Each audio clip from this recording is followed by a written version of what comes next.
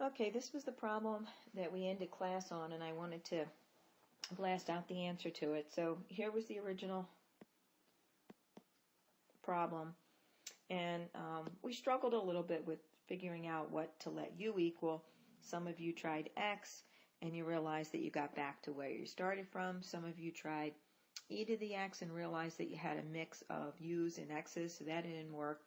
So really it boiled down to letting u equal one of the numerators or the denominator, and hopefully you noticed if we let u equal the denominator that this piece, grab my yellow again, negative e to the negative x, if we use the chain rule and take the derivative, that we end up with the numerator.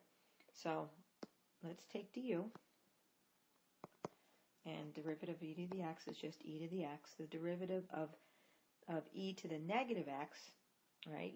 It is e to the negative x, but you need to account for the negative x, right? So you've got to times that by -1 because the derivative of the exponent is -1. So du, right, resolving those signs, comes up to be e to the minus x dx. And that's exactly what you have in the numerator. So this resolves down to 1 over u du when you substitute. And that's ln of u plus a constant.